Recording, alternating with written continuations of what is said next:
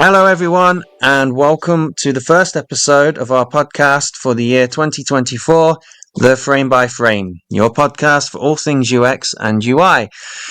This week's theme is going to be about personal goals, but in a professional setting. For example, maybe we want to learn a new advanced technique in Figma, or perhaps we want to learn Balsamic, or perhaps for those of us who are working, perhaps we want to transition into perhaps being a senior or a lead UX designer, or perhaps you're a UX designer, UI designer, and you wish to transition into a UX researcher.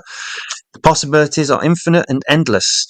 And we're going to be talking about our own personal goals for this year, what we'd like to achieve, what new things we'd like to learn, and perhaps even new things or old things we can teach to people. And we'd like to kick off. But first of all, before we kick off with that, we hope that you all had a really nice Christmas or festive period and a really good new year. And of course, from us, we hope that you're not breaking too many resolutions and that this year will be your year. For us, for those of you who may not have seen my LinkedIn post, we didn't record an episode last week because we were all pretty busy doing our own things for Christmas and New Year, families, getting in touch with people, and just enjoying the festive period. But we are back. We have some new ideas for the show. We are thinking of we're going to do quizzes, and we want to give people a chance to have their profile, portfolio, or website. We want to give some exposure to help people out there, and we know that not everyone would feel confident being a guest on the podcast, but we know that it would be a nice thing for you to have your profile spotlighted, in the chances that you get more chances in getting hired. Right. So, Will and Zach, why don't we kick off with a general idea of what we want to achieve, and then maybe some minor ideas that fall within that. Maybe you want to go first, Will, because I know you were quite hot on this topic. Yeah, absolutely. So, firstly, I wanted to talk about this because I realized, like, December 30th, December 31st, like, wait a second, I am way farther ahead in what I'm able to do right now than I was at the beginning of the year, beginning of 2023. But at the beginning of 2023, I definitely wouldn't have even imagined where I could be by the end of the year.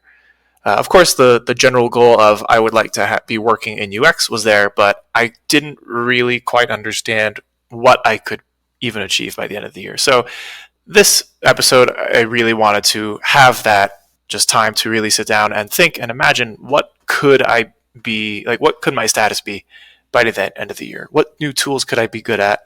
What new friends could I be making on LinkedIn and other environments?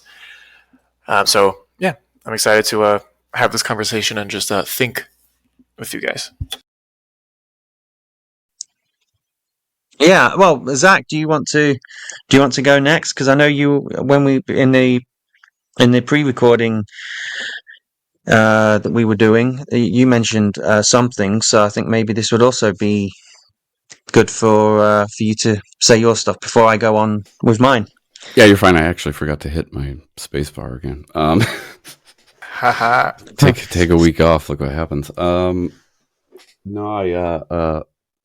Yeah, this year is going to be crazy for me. I already know that. As far as professionally, we just launched our product end of December, and it was going through the debugging, and now when I have no idea what's going on. I'm actually still on vacation. I'll be back on Monday, and I'm kind of nervous because I turned off everything, so I haven't been able to get any alerts or anything. I have a problem turning myself off sometimes.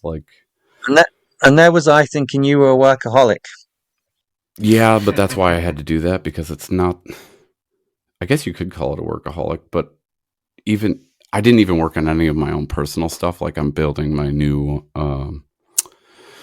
portfolio site for my illustrations and stuff on Webflow, and like the day before I went on vacation, I promised my wife I would turn everything off and not go into my office at all, because if I go into my office, then I'm stuck there because I will start painting or I'll start something, and then I'm just down there. So yeah, I took the opportunity to actually turn off, which was still really hard because the whole time my brain was like churning, like what could be going wrong with our product? What could be happening right now? I'm not getting any notifications. Should I turn them on? Should I just peek at it? What's going on? Should I open Figma? I can't go down there. And so I actually took the time to, I set a goal that while I was on vacation, I would read a minimum of 3 books, and I failed. I got through 2. So Still progress. yeah, no, and there was no way I was getting through 3 because one, hold on, I have it sitting in front of me because I love it and I was highlighting some things out of it. It is 738 pages long. So that one got read. I reread The Design of Everyday Things because I just love that book. It's written very well. It's kind of fun to read. And then I read through a book called Alchemy, and it's like a design book. I don't want to say design, more human, like behavior. It's kind of about like thinking outside of the box and why original thought is like, it's almost like everybody's settled for mediocrity these days, especially with TikTok and stuff. Like more content is better than good content. And so it was just like, oh, definitely. So it's a book about like not just having these blah moments of thinking. Like you actually have to like have original out of the box thinking to solve any problems. Otherwise, yeah, there's no innovation that's going to come out of it. So yeah, I read some books. My goal now is to make it through another.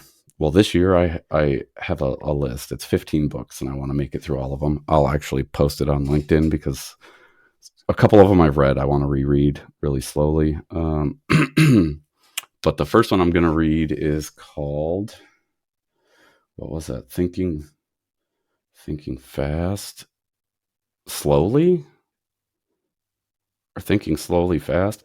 One of those. I don't know. It's it's upstairs. I can't even get it right now. But I just got that one.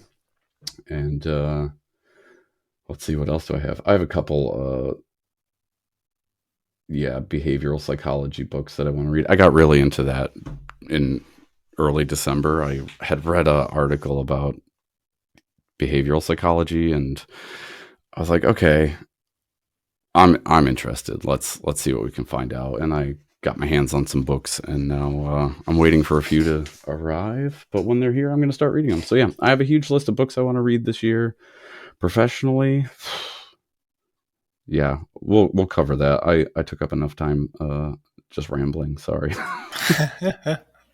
That's good. That's fun.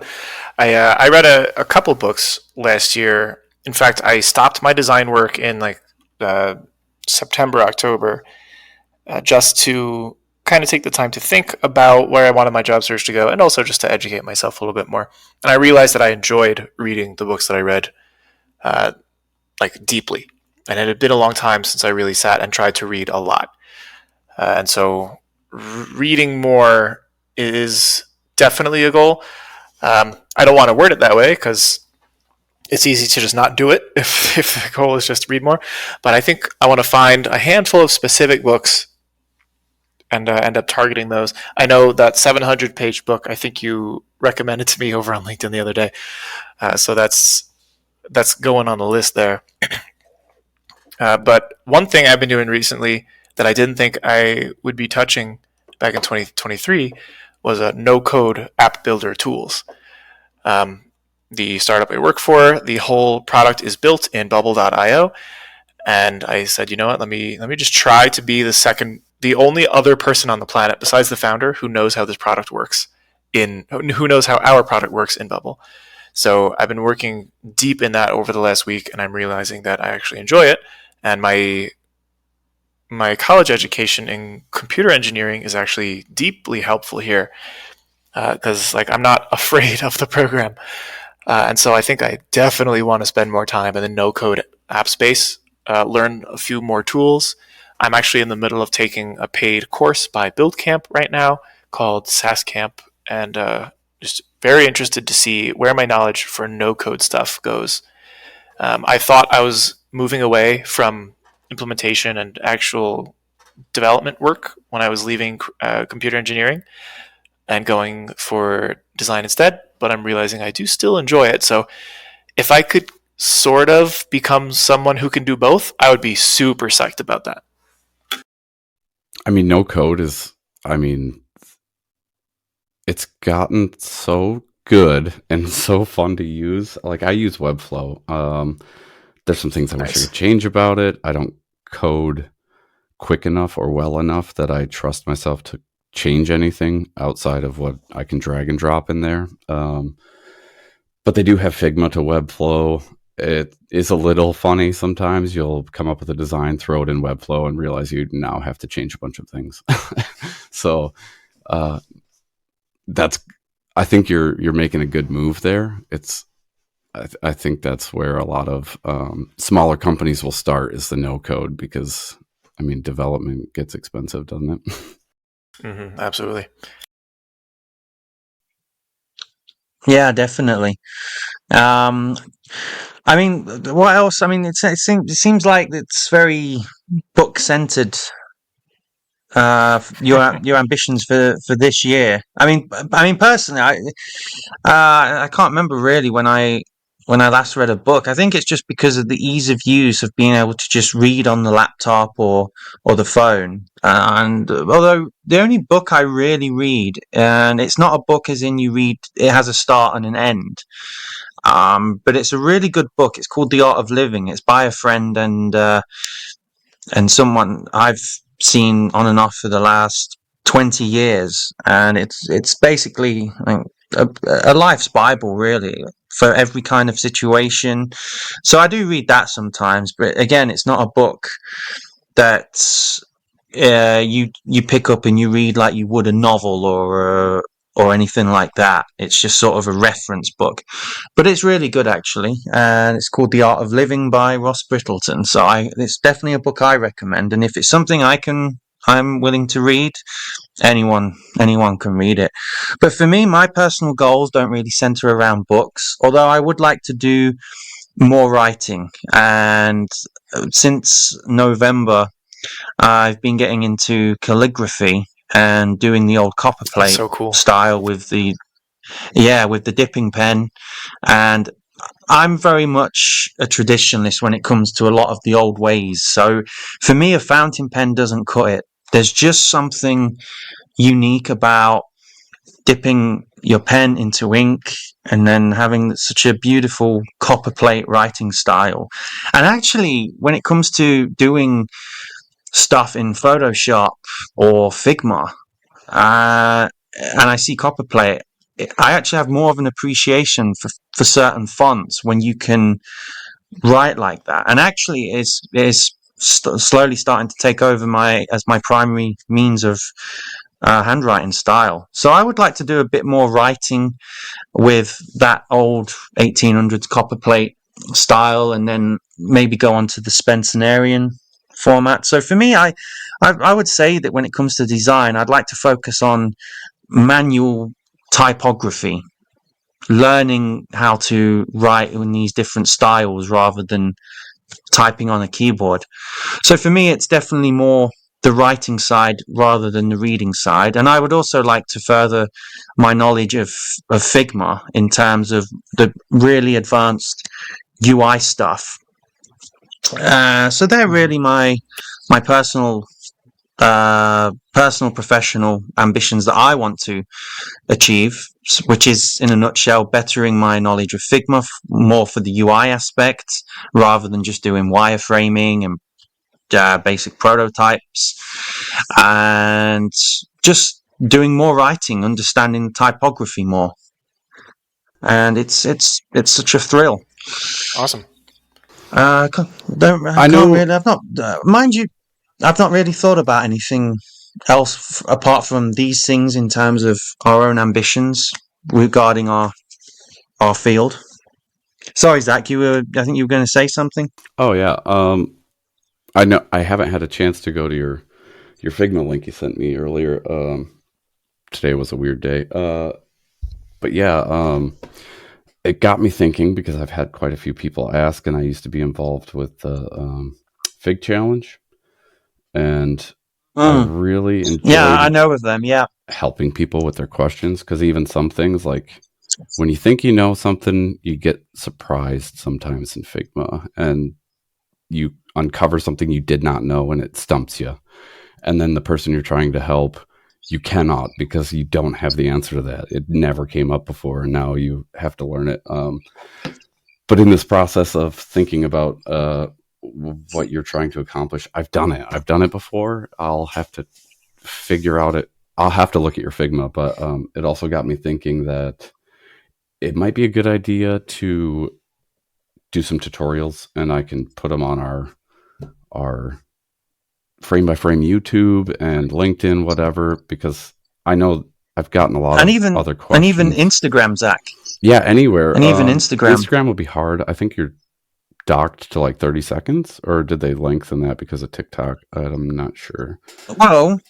Well, we could still work with that. We can do these really, you know how you get on LinkedIn, you get quite often you get these videos of these really 20-second, 30-second tips for achieving. So auto frameworks, for example, and for those of you who are just getting into design, auto frameworks or responsive frameworks is where no matter what device you're using, it'll adapt according to the device, whether you're on a desktop, a Macintosh, a small Android, or a big Android. That's basically what auto responsive frameworks is. You don't have to manually do one thing for each device; it does it automatically. Speaking of auto layout and responsive design, I had been messing with like the bento box thing for a few of our products pages, and when our friend Nerea started, I think I made her brain explode, because some of them, it was obviously built out of boxes, but there was some content in there that had to be expandable or collapsible because of being responsive, and the way I had auto framed it or auto laid out the internals of that box, she was like, "What is going on?" I'm like, "I'm really sorry, I know, but it was the only way I could make it work for Figma." It was the only way. But yeah, so no, that'd be something I would totally aim for if people are interested. I put a feeler out on LinkedIn earlier today, but Sundays are weird, so I don't know how many people actually saw it or not. But yeah, so I think that would help as well. And I don't know, do you guys have any ambitions for the podcast this year? Because I would say we're in a new season already. That's fair. Oh yeah, I definitely got to jump on this one first. Sorry, Will. But I've been thinking about it a lot, and I made the LinkedIn post, as you guys saw, and this is something I was referencing in the beginning of the episode. And yeah, I'm thinking regarding the season. Actually, as you brought that up, I'm thinking we probably start the new season perhaps in February or March, so we time it in for the new season. So spring, yeah, and also I'm looking forward to saying, on the final episode of the season, just saying thank you very much, cut, bye. Like how probably people used to on TV shows and stuff. But yeah, speaking of ambitions, in fact, I can make this as a general address to all of you out there who listen to this. We are going to be revamping our YouTube channel, so we will be posting tutorials, short recaps of our episodes, and perhaps also some promotional consideration as well. Regarding Instagram, we will be intending to use that platform where we've conducted short interviews. So yes, normally we will get a guest on and we will ask them about themselves and everything else. But sometimes time constraints are a chore, and perhaps we won't necessarily be able to get someone for, say, half an hour or even an hour. So that'll be for the short interviews. Again, it will be for short recaps and also introduction of new horizons for our podcasts and also our own personal journeys. So what we've been up to in the week or the month, whether we've achieved any new personal or indeed professional goals. Perhaps that we do eventually read all of the books that we want to read, that we learn the typography in terms of manually writing it out and learning new stuff in Figma or indeed any other software program.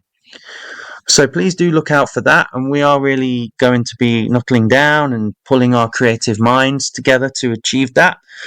But right now, the YouTube channel obviously was a bit lacking, but we really wanted to focus on getting this podcast out there. And of course, the best way to do that was via the most popular platforms, which is Apple, Spotify, Podbean, and Amazon. So please check us out on all of that. And of course, you can always see our posts on LinkedIn with all of the relevant links.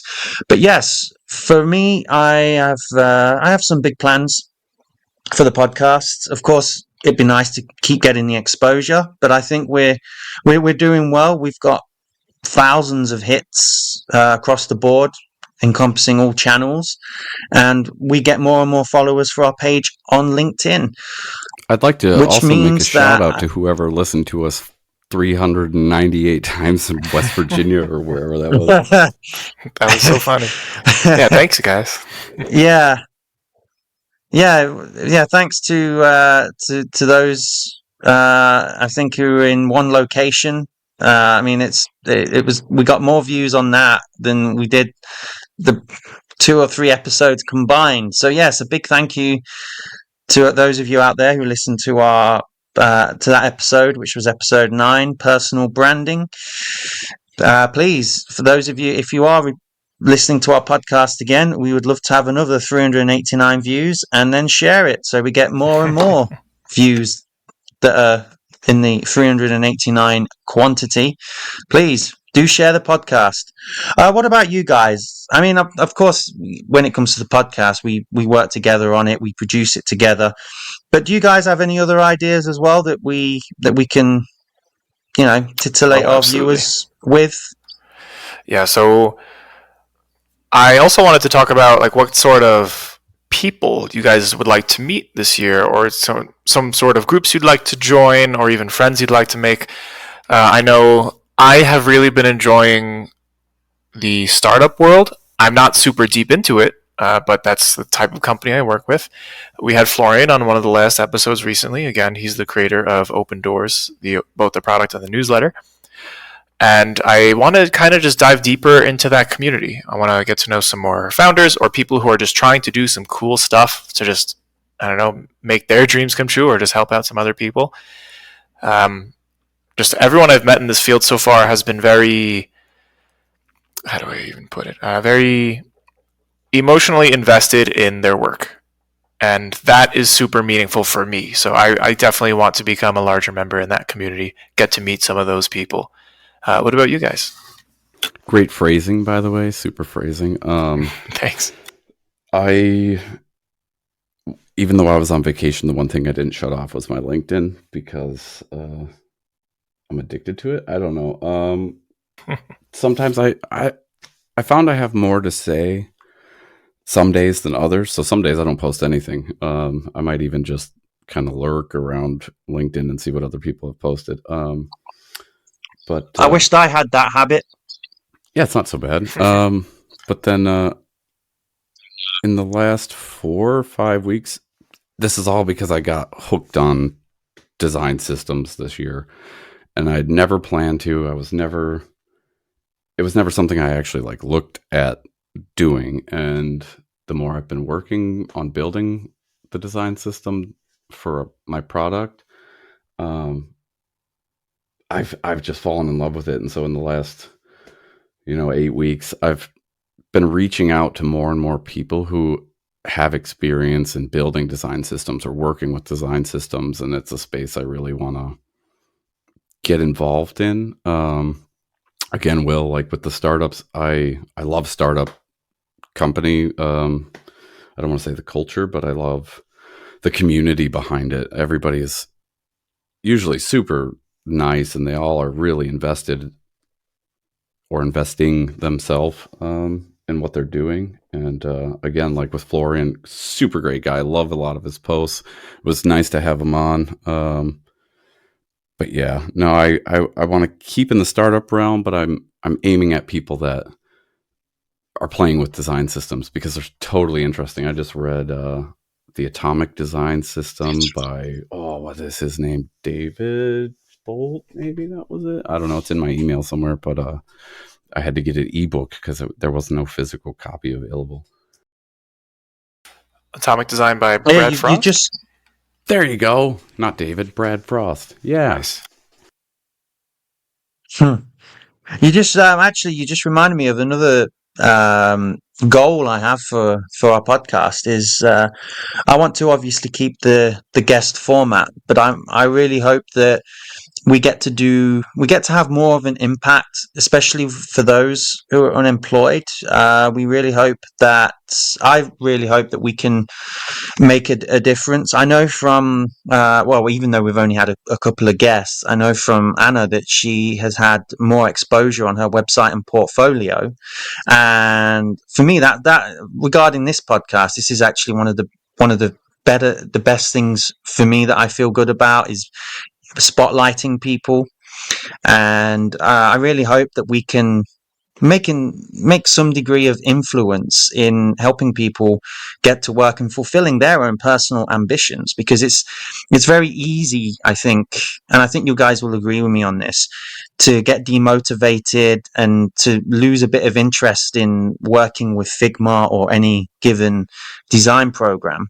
But it is important to keep that up, to not lose your interest, and to make sure that you do have personal goals and ambitions. What do you guys say to that, Will and Zach? Do you have anything to add, anything to change about that? Yeah, it's super easy to lose that motivation or the interest when you're doing it alone. So when you have the community, whether it be just the hosts on a podcast or members of a Discord channel, Slack channel, LinkedIn group, etc., who are doing it with you too, just makes a ton of difference for you. Makes it so much easier to stay in the game. And also, losing that motivation for like a week at a time, a month at a time, that's okay too. Motivation comes in waves. Like I experience it myself. I'll have like 2 or 3 weeks of high levels of productivity, doing my design work and everything, and then a week where I'm like, you know what? I can't do this anymore. I have to play video games. And then a week of video games later, I'm like, you know what? No, I need to be doing my work. I agree. I even wrote an article about that. And I don't want to say it's that people get burnt out or demotivated, but it's like in creative problem solving, design, any creative field where your brain is constantly on, you have to take a step back. My 2-week vacation, it didn't feel like a vacation. I always had work in the back of my mind, but I made it a point to shut everything off because I need that downtime to get that creativity back. Otherwise I will burn out and I will be over it. You know what I mean? It'll be almost not worth it at that point where it's like, this is all I do. This is all I think about. I can't. I'm always in Figma. I'm always, I don't know how many times I've rewritten surveys that I have to put out. And even that, it's a creative writing side at that point. How can I best ask this question to gain the most insightful response? And it's a lot of work sometimes. And yeah.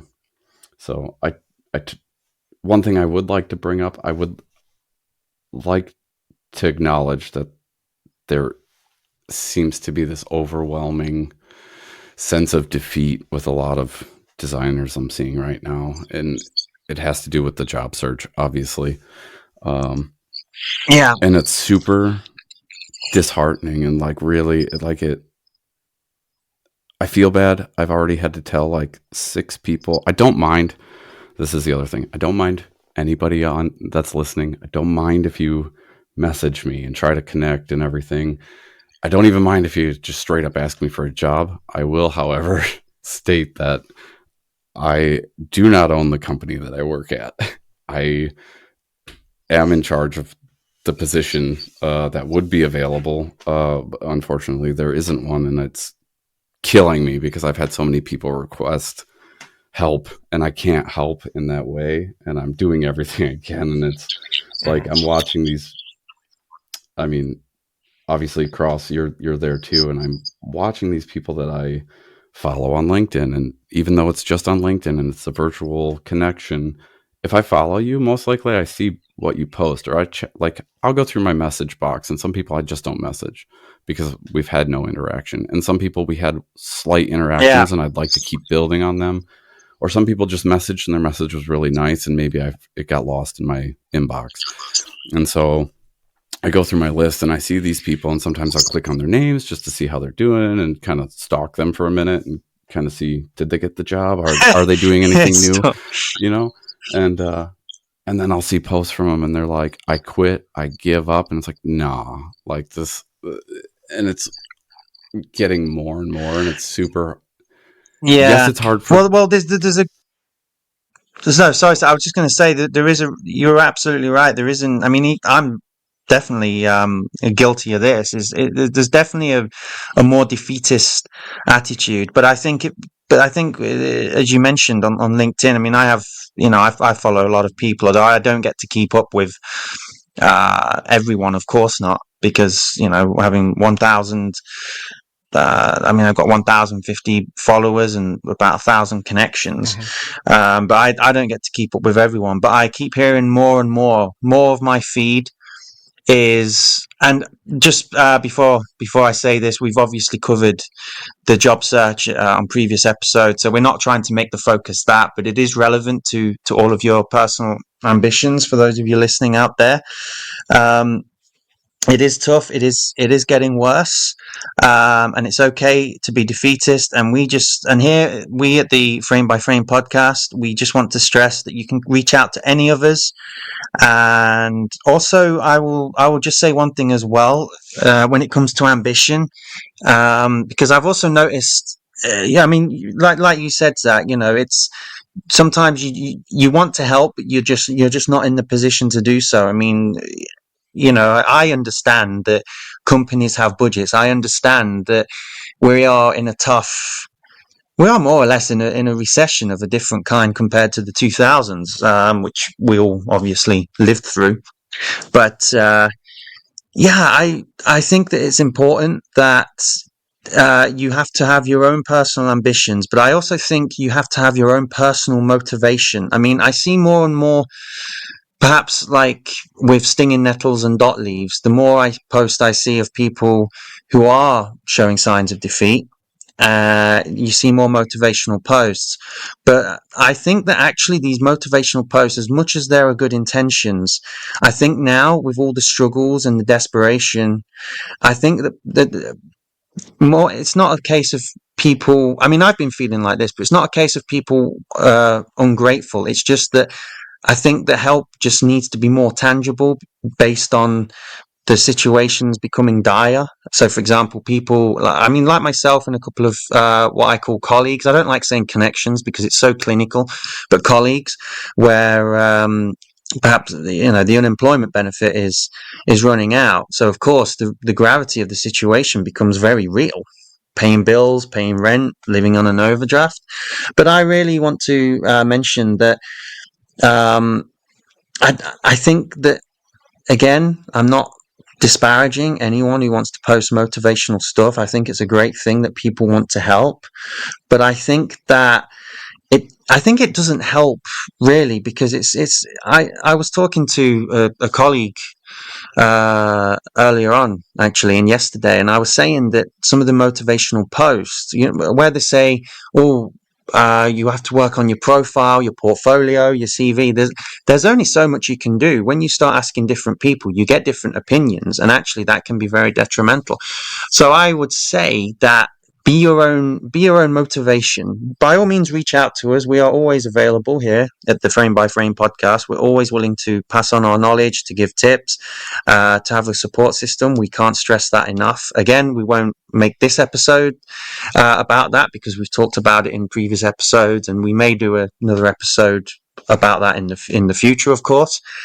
But I think it's important that you find your own motivation. Stop. I'll say it bluntly. Stop listening to other people, because I know full well from my own personal experience that I get wound up a little bit. I mean, I will also just add that I think it's important that even if someone obviously can't offer you a job, I think it's important that you make recommendations or you loop people in, like I did with you, William, the other day. I looped you in. I saw there were some vacancies for some jobs across the US, Yeah, I noticed that. Thank and you. it's just these little. Yeah, no, you're most welcome. And it's just these little things. I think if when it comes to motivation, if you can do actions for people, if you can tag someone in on a post, or you can say, "Hey, I'd be interested in this job, but I see you're looking for someone who speaks Spanish or Croatian or French. I know someone who speaks, for example, French, German, and English, and I think they would be a valuable fit. I can forward you on their CV." I think there really needs to be more. I don't think the help needs to be where you have to give someone a job or you have to have a word with someone. But I think that instead of the motivational post, I think it would be better to just do a little action, tag someone, just forward a job onto someone. And that's what I've been doing on LinkedIn with people, actually, since I developed my LinkedIn when I was starting as a UX designer.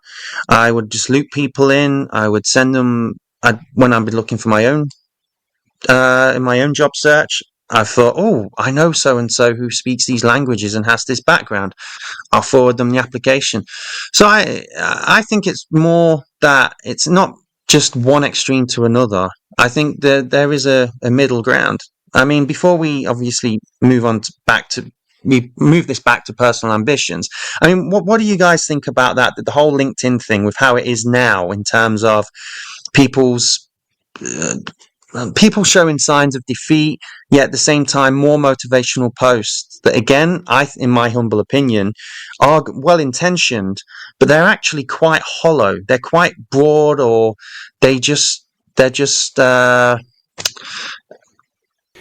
imitating what other people have posted. I mean, what do you guys think? Just before we close this little, I think at some point topic, it turns into like an echo chamber. Like, even though they're saying something that they hope that's is the word I was looking meaningful, for. Thank you. because so many people are saying relatively the same thing, it just becomes some kind of mirror pond. Like, you're only getting the reflection of the same thing over and over, but it goes the other way too. Then, and it becomes a bit of a platitude. On the other side of the water ripple, you're getting the defeat, and on the front side, you're getting, I'm wishing everybody luck, and here's a little motivation.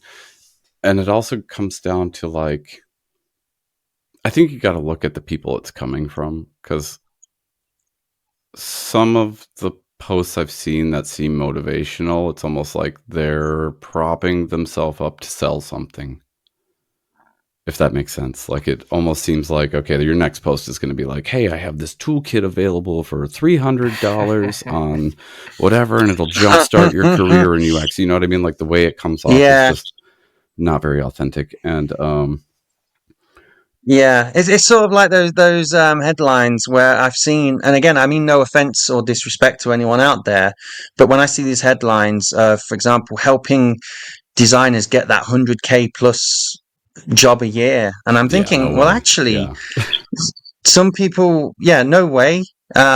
Some people actually, I mean, I for one, I don't really care about 100K a year. I mean, if I were to go for a job or a promotion that just happened to pay that, I wouldn't be doing it for the money. I'd be doing it to better myself or to have more responsibility. But that's also another thing. I think it's this false, how can I say it in a nice way without being too frank? I think it's deceiving, I think, because you set they have people's expectations so high that Yeah. they can't meet them, and then they get disappointed, and then it comes back to a loop of being self-defeatist and demotivated. And to fit our episode, some of these people have alternative ambitions. Like they say they're going to help you. It might cost you $29.99 per month, whatever. But Yeah. no, and because I can't outright just be like, yeah, I'm hiring here. Here you have a job, or I don't personally know of anything open and right now. And the stuff I do find, I think I've tagged you in a couple things. I usually try to like or share a job Yeah. posting if I know it's in an area where people Yeah, I know are looking. you do. Yeah. And the only other thing I do is I always offer, like, not even a portfolio review, just like, hey, you ever want to chat? Just hit me up. Like, I'm available, and I love talking design. I love talking anything. Like, let's just do this. And I don't consider myself a mentor. I do consider myself a industry colleague. So if anybody in design came to me for anything, or even just to chat, I'm down. Like, that's my thing. And there's been a few people where I don't know if you know him, David Knight, super nice guy. He's great. And Yeah, I know of him. I think we're connected, but I know the name. Yeah, definitely. yeah, and I chat with him often. He actually messaged me. I felt bad.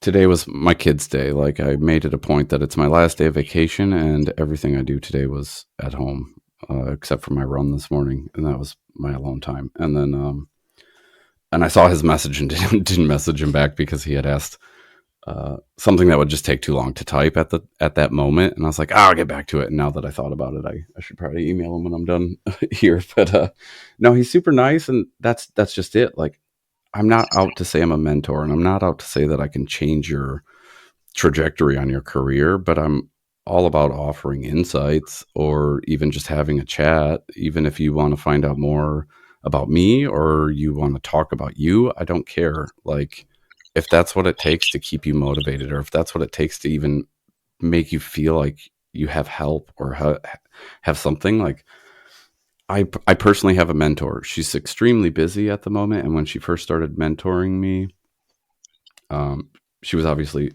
more available, but she took a new job, and she loves it there. She's having a great time. And we've almost come to a point where we communicate just to share stories and experiences over the last, we'll say, 4 weeks. That's probably how often we talk. And to me, that's a huge help, because she's got insights that I need. Like, I need those insights. She's got experience that I don't have with certain things. And it's like, there's times where stuff happens, and I'm like, do you got time? I just gotta talk to you. I want to catch up, see how things are going. And then we'll be talking, and I ask her the question, and then it's like everything seems better right away. Even if she didn't say anything super like, here, this will fix your problem. Just talking it out with somebody that is in that position to talk it out, it like lets you think out loud, I guess. And yeah. And I also want to mention something as well. I don't know about you guys, but sometimes whenever I've made a post, or even when I've not made a post, I'm getting a lot of offers for CVs and how to beat the ATS systems and stuff. And to be honest, this kind of ties in to what I was saying earlier about, not when I say ignoring advice, I don't mean as in, be arrogant and think you know everything. But I think that sometimes you have to switch off from it because it gets too much. Because again, it's not really helping. It's like when you drink alcohol, it might make you feel lightheaded and easygoing for a while, but then when the effect wears off, you actually feel a bit worse before you get back into that balance. And to be honest, my ambition is not to have my CV done. I've had my CV done, redone. It's actually pretty good. It's not just my opinion, it's a lot of other people's. And it's like, yeah, but that's not really helping me. I don't really need you to do me a CV. I'm perfectly capable of doing a CV myself. But if you want to give me a reference in terms of a job or perhaps an interview, go ahead. But that's the other thing as well. You have to be careful. And I've also noticed on LinkedIn, I'm sure you guys have as well, is is an increasing amount of scams going Yeah, it's actually off. pretty crazy to target people who are looking for a paycheck to try to get money out of them. Like, that is twisted. Yeah. To me, you are the lowest of low at that point. Yeah, well, it's predatory, isn't it? I mean, when you've got people who are struggling, it becomes you kind of get you're giving the impression that you're an easy target, that you're desperate, and it's okay to be desperate, but don't be desperate in a way where you get taken advantage of, or you fall for something that might seem genuine on the surface, but it's actually a shabby prelude to some form of confidence trick. And being unemployed, it is tough, and the last thing you want is for someone to try and scam you out of the few pennies that you're saving just for, I don't know, for example, in my case, a frozen pizza. Yeah, it's a real it's a real shame that I think LinkedIn has gone downhill on that, but this is why it's really important to have your own personal ambitions. So set your short-term ambitions, medium-term, mid-term ambitions, long-term ambitions, and lifelong ambitions. I think that is really important. And I think that having a good sense of your own ambitions that you want to fulfill is also another defense against people who may just want to fleece you. I mean, would you guys agree with that? You mentioning ambitions there. Well, actually, yes, of course, that will help clear you against any of those scammers. Because then you actually have a target now. You won't be swayed every which way by people offering you different things that are off the path from what you're trying to travel. But it actually also ties in very well with what I want to mention about the coaching messages or the coaching posts that you were mentioning earlier. And that these coaching posts, they can list a bunch of different actionable steps to take for a bunch of different parts of the job search. They may contradict each other, or one coach may say something that another coach disagrees with, and they'll say their own thing. But I think that people will only understand whose advice to take if they can solidify those ambitions first, if they can solidify the emotional decisions that you have to make when in a job search. For example, like, what industry do you want to go for? Do you want it to be the SaaS world, beauty products? Do you want it to be fintech, edtech, etc.? Like, if you don't make up your mind on that, then you can't really choose the best advice to take, because the best advice to take depends on which path you're going down, which ambition you want to follow.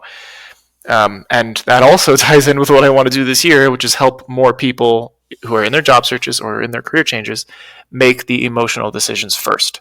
Because I don't think you're making any progress on a job search without those emotional decisions made. Definitely. I think that is a very valid point, Will.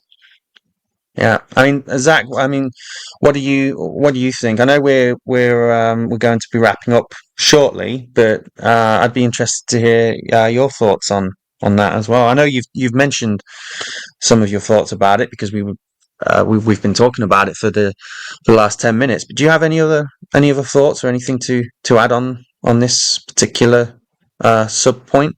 So I compare the coaching posts that you see. I compare them to when you ask for portfolio advice or reviews. You can ask 10 people, you'll get 10 different responses. You ask 10 different coaches, they're going to give you 10 different roadmaps, which may or may not contain some of the same information, or it may be worded slightly different or completely different. It just depends. And you also have to, if somebody comes to me and asks me my opinion on their portfolio, I'm going to give them my opinion from my background knowledge and what I know has helped me.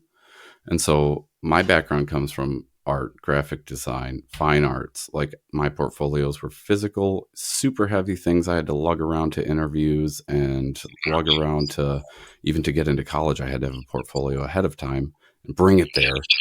And so my idea of a portfolio is completely different. Like the way I'm redesigning my portfolio highlights not only my creative ability and my value, but it highlights what I enjoy. And I'm doing it very pop-up book. Does that make sense? So like when you open, I like that. when you'll open my projects, the projects all have a theme, but they all fit the theme of my style. And as you're going through the information, I've cut out all the bullshit. Like there is no block of text anywhere anymore. I have no bullet points anywhere anymore. As you scroll through these projects, things fade in with graphics that happen to have a headline or may just be that headline as a graphic itself. Like even the buttons on my website that I'm designing look like ink spatter. So they're one color when you see them, and when you click on them, it flattens into an ink spatter for that button.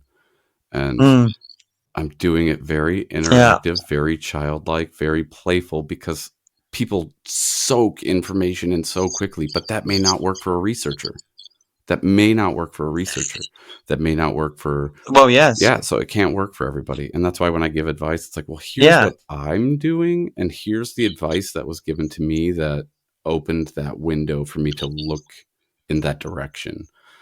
And I actually posted about that the other day, because I did get advice early on from my mentor, and she was like, dude, you have this thing and I see it in all of your pieces, but you're not highlighting it. Like, lean into that, do it. And so I'm finally taking her advice and redoing my portfolio, because I've let it sit stagnant for forever. Nice. Yeah. I just wanted to mention, actually, again, sorry to interrupt, but I remember my tutor was telling me quite often it would be, very much in your style, Cross. And this is something I think is really important. Again, it's okay to get advice, but I think really you should only look for advice when you've got no other alternatives, when you can't think of any other way to develop yourself. And it's like with portfolios. I mean, I'll be honest, I don't have the most developed website or portfolio, but at the same time, it's not flashy. It's just there, direct to the point. I mean, I could tart it up, I could add some effects and stuff, but I have that as a reflection of how I pass on my knowledge to people. I mean, as you said, it's your own journey, but you can't do it in the same way. I mean, I'm very much a believer in holistics, i.e. the whole approach, which is why whenever I've given help to people, I don't tell them the way I did it and get them to emulate it. I always told people how I did things, but I get them to think about how they can change that will relate to their own experiences and expectations in order to be able to be productive. I mean, in doing that. And it's as you said, you ask 10 people for advice, you'll get 10 different things. And I'm very much a big believer in self-empowerment. I mean, yeah, sure, there are plenty of things to learn from other people, but I think with self-empowerment is where the real confidence comes. And then once you get that confidence and you're sticking to your guns, so to speak, that's where you become a personal brand. That's where people will buy into you, because they think, well, hey, if this person is very confident, obviously they have a very good vision, and they and that's inspiring, I think. So I think it's really important to add that unique flair, like you with the ink splodges, or say I'm doing UX writing. I know full well that if I'm writing in copperplate in ink and I upload or scan the image, it'll add a different twist. It'll be, oh wow, this guy's not just typing copperplate on the computer, he's actually writing it. Yeah, and I mean, cliche as hell, I guess, for a UXer, but show them why. Like, show them why in your portfolio. Show them why you're the person.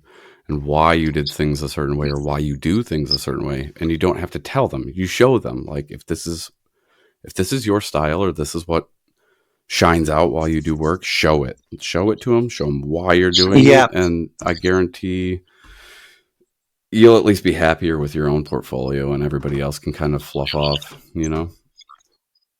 Yeah, exactly. And I think that as long as you have the core information there, I mean, my portfolio, I have 4 projects on there, and I think it's counterproductive. I've seen the odd portfolio where people have 8, 9, 10 different projects, and a lot of the projects is pretty much the same process.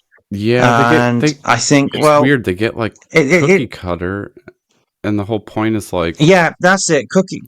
Yeah, it's better to have a few examples, a few projects where you can go into detail, you can really highlight your journey, the impact, what you were trying to achieve, your justification. Because as you know, Zach, you've done it. I did it in a different industry.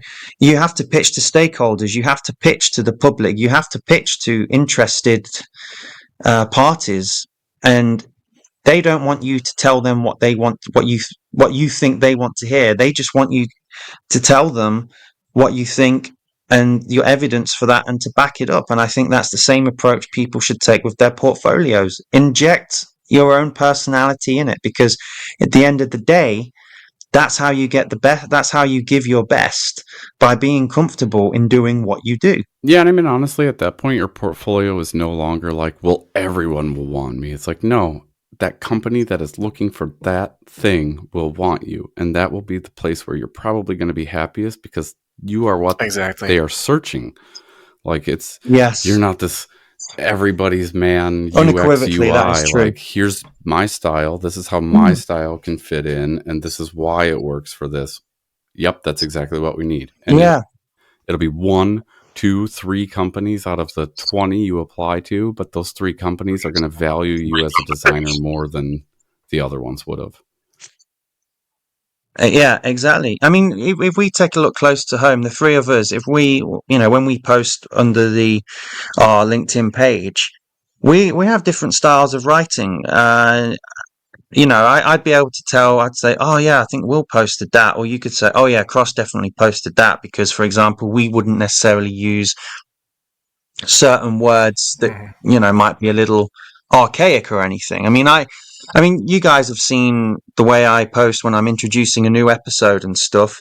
It's very bold. There's a lot of it. There's a lot of text, but I would say it's also exciting. The way I write is very engaging, very narrative, very uplifting as well, and very positive, I would say. I mean, I don't know if people would agree with that. That's up to them. But I think it is important to have that. I mean, we don't all write the same. I mean, we all know the same stuff with UX design, but I'm pretty sure the 3 of us do have different styles, different variations, different opinions on certain styles.